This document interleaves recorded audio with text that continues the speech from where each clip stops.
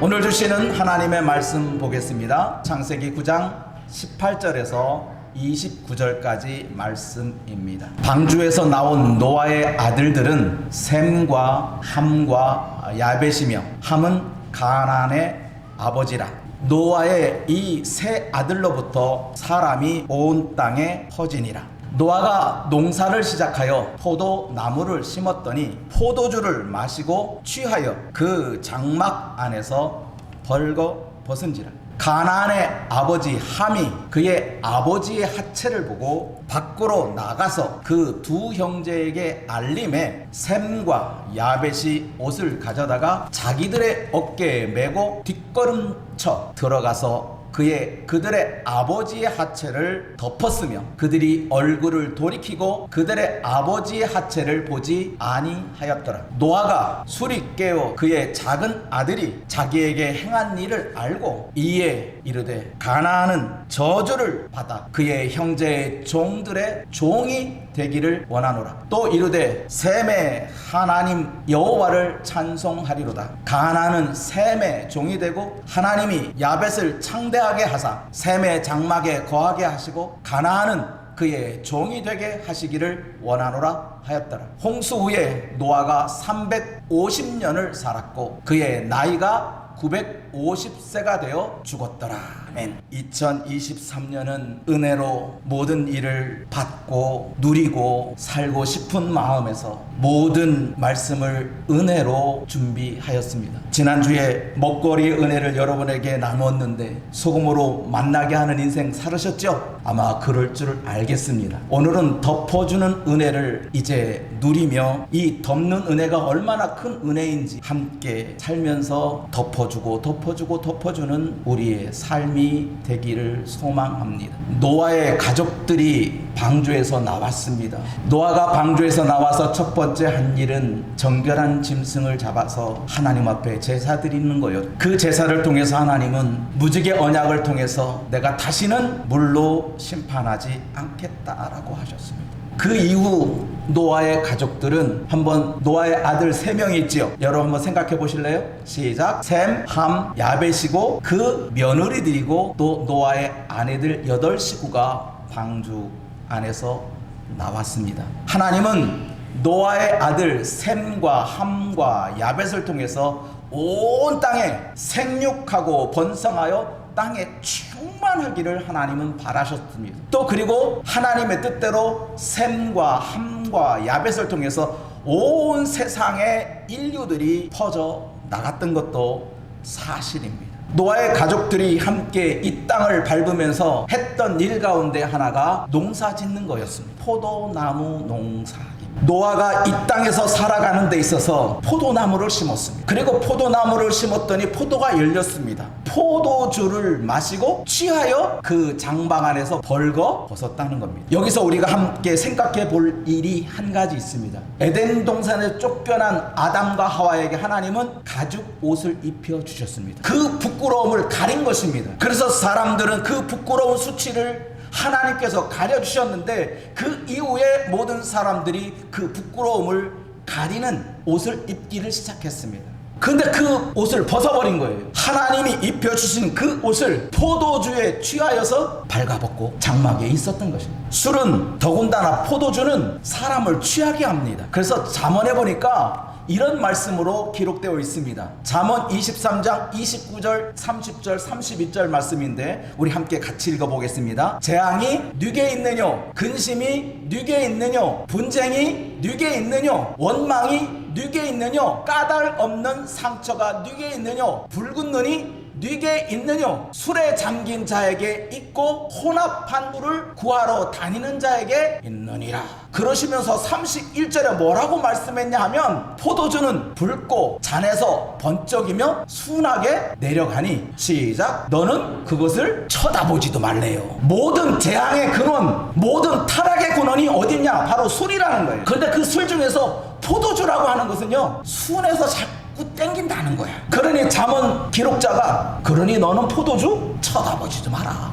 아예 볼 생각을 하지 말라고 그랬는데 노아가 포도주를 어떻게 했어요? 취했도록. 우리 한국 교회에서 초창기에 우리 한국의 선교사들이 와서 믿는 자들은 술을 금해라, 술을 먹어서는 안 된다. 왜요? 그 당시에 한국에서 주류가 막걸리겠지요. 막걸리를 먹고 취하는 사람이 너무나 많은 거예요. 술로 인해서 가정 파탄이 너무 많이 일어나는 거예요. 그래서 선교사들이 예수를 증거하면서 예수 믿는 사람에게는 술을 금지령을 내려버린 거예요. 그래서 오늘날까지 믿는 사람들에게 술을 그만하고 권고가 일어나는 이유가 초창기부터 있었던 일이 한국 교회에서. 왜? 술은 그렇게 사람을 타락시키니까. 술로 말미암아 모든 재앙이 내려오니까. 근데 오늘날은 어떻습니까? 술이 먹는 게 죄가 아닙니다. 죄라고 단정하지 않았기 때문에.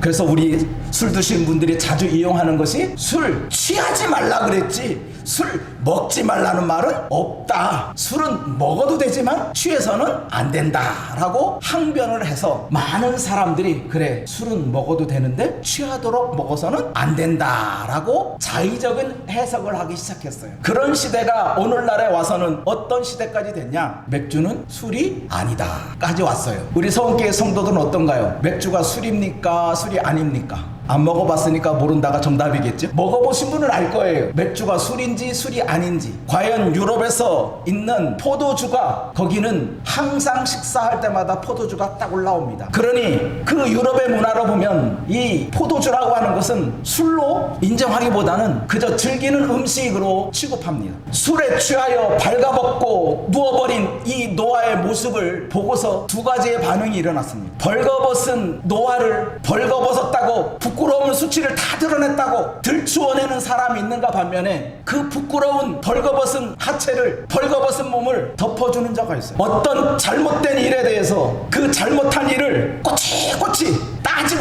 따져서 그 잘못된 것을 조목조목 말하는 사람이 있는가 반면에 아이 뭐 그려 대충 넘어가 하는 사람도 있어요. 따지는 사람은 누가 따지죠? 검찰입니다. 경찰입니다. 토씨 하나 말 한마디 그 근거를 가지고 들추어냅니다. 덮어주는 사람은 누구죠? 우리 믿는 자들입니다. 교회는 덮어줍니다. 우리 교회 살인자가 왔습니다. 여러분 어떡할래요? 쫓아내실래요? 맞이해 주실래요? 대답을 못 하시네? 살인자만 오면 안 돼요? 교회는 착한 사람만 와야 돼요? 아니잖아요. 교회는 덮어줘요. 경찰에 살인자가 왔어요. 자수했으니까 덮어줘야죠? 아니에요. 무슨 잘못했지요? 언제 어디서 무엇을 육하 원칙에 따라서 정확하게 조사한 후에 그걸 갖고 잘못을 법원이 냅니다. 세상은 들추는 자의 세상이고 믿는 자들은 덮는 자의 세상이에요. 세상은 꼬치꼬치 따지는 세상이고 믿음의 세계는 덮고 또 덮는 세계란 말이에요. 어떻게 이렇게 세상의 가치관과 믿는 자의 가치관이 이렇게 다를까? 그 이유는 이 노아의 모습에서도 찾을 수가 있어요. 들추는 자가 이렇게 들추어냅니다. 가나안의 아버지 함이 누구죠? 노아의 둘째 아들입니다. 두 번째 아들입니다. 함이 두 번째 아들이 아버지의 하체를 뭐 했어요? 봤대요. 요것도 우리나라 어법으로는 그냥 보다라고 했는데 요걸 원어로 보면 그냥 슬쩍 본 게 아니래요. 즐겨봤다는 거예요. 즐겨봤대. 거짓말 할게요. 그걸 즐겼다는 거예요. 아버지의 하체를 보는 것으로 즐거워했다는 거예요. 그리고 나가서 뭐예요? 그 형제에게 야 저기 재미난 거 있어. 가봐. 아버지 하체가 얼마나 재미나게 각설을 하면 그렇다는 거예요. 제가 조금 더 그냥 야하게 얘기하고 싶은데 방송되니까 절제하고 맙니다. 갖고 논 거예요. 한마디로 얘기하면. 그저 그것이라는 거예요. 야 우리 장난감이 있다. 장난감 저기 장난감이 자 안방에 있다. 장막 안에 있다. 우리 갖고 놀자. 아버지 술 취해서 몰라. 둘째 아들이 아버지의 하체를 보고 즐긴 거예요. 그리고 자기 형제에게 이야기한 거예요. 저게 즐거운 볼거리가 있다. 너도 한번 가봐라. 그랬는데 23절 같이 있습니다. 셈과 야벳 이것이 첫째 아들과 셋째 아들입니다. 첫째와 셋째 옷을 가져다가 자기들의 어깨에 메고 뒷걸음질 쳐 들어가서 그들의 아버지의 하체를 덮어 쓰며 그들이 얼굴을 돌이키고 그들의 아버지 하체를 뭐했다? 보지 않았다는 거예요. 즐기지 않았다는 거예요. 둘째 아들은 아버지의 하체를 즐겨보았고 첫째와 셋째 아들은 아버지의 하체를 쳐다보지 않으려고 뒤꿈질 쳐서 덮어주었다는 거예요. 왜? 그대로 둘 수는 없다는 거예요. 아버지의 부끄러운 하체를 다음날 밤새도록 다른 사람 못 보도록 문 잠가놓고 그럴 수도 있잖아요. 그런데 셈과 야벳은 그게 아니라 그 부끄러운 하체를 덮어주었다는 거예요. 부끄럽지 않게. 아버지가 잠에서 깼을 때 전혀 부끄럽지 않도록 생각해보세요. 술에 취해서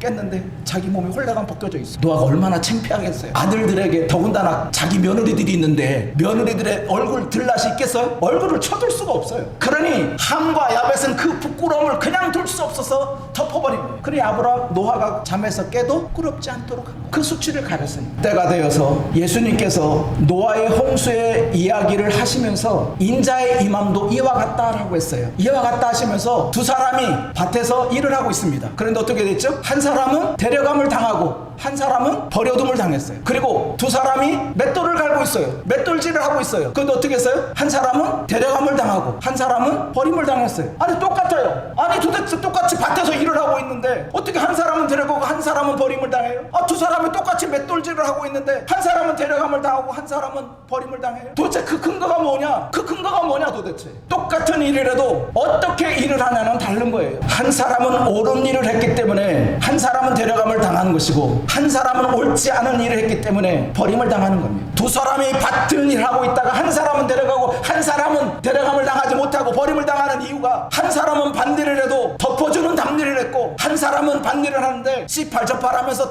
반일을 한 거예요. 왜 나한테 이런 것이 나밖에 없냐? 두 사람이 똑같이 맷돌질을 합니다. 손을 잡고 돌려 한 사람은 내 평생 소원 이것뿐 찬송하며 맷돌질을 하는데 한 사람은 두고 보자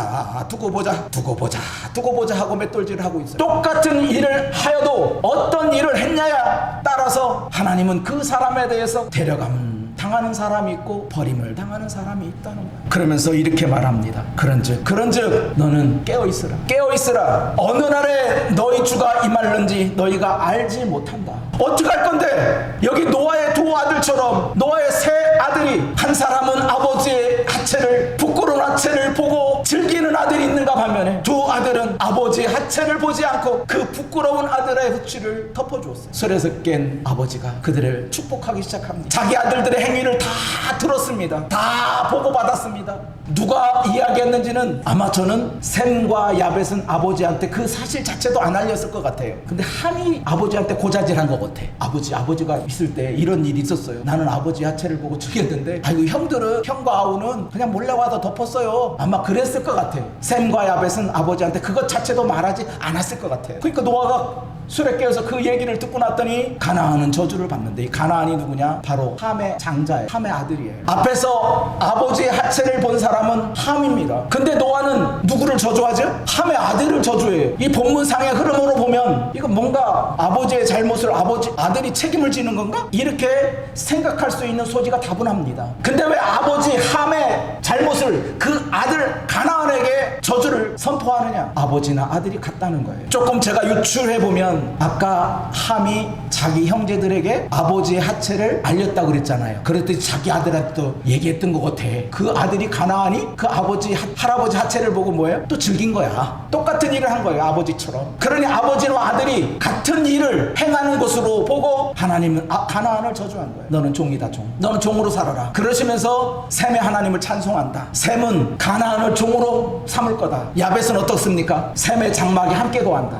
셈과 야벳은 함께 거주하는 장막에 들어가는 것이고 함은 그 장막에서 심부름꾼이 되는 거예요. 결국 하나님은 들추어내는 자를 저주하시고 덮어주는 자에게 장막에 들어가는 은혜를 덧입혀주는, 장막 안에서 주인의 노릇을 하게 만드는 거예요. 믿음의 세계는 들추어내는 세상이 아니라 덮어주는 은혜가 있는 세상. 하나님이 이것을 우리에게 직접 보여주었어요. 자기 아들을 통해서 세상에 있는 모든 죄를 어떻게 했어요? 친히 담당했잖아요. 독생자를 보내주셔서 세상에 있는 모든 세상의 무거운 짐을 다 예수에게 짊어지었고 그 아들을 그 십자가의 죄를 다 아들에게 물어 세상에 있는 모든 죄를 다 짊어지게 했잖아요. 그리고 세상에 있는 모든 죄인들을 다 덮어버렸어요. 다 내게로 오라. 수고하고 무거운 짐 진다라 다 내게로 오라. 죄인들아 다 내게로 오라. 내가 너희를 뭐하게? 쉬게 하겠다는 거예요. 하나님이 이렇게 온 세상의 모든 사람의 죄를 다 덮어주었어. 그리고 말합니다. 나도 너도 더 이상 정죄하지 않는다. 그러니 너희도 정죄하지 마라. 하나님께서 이 세상의 모든 사람들의 죄악을 다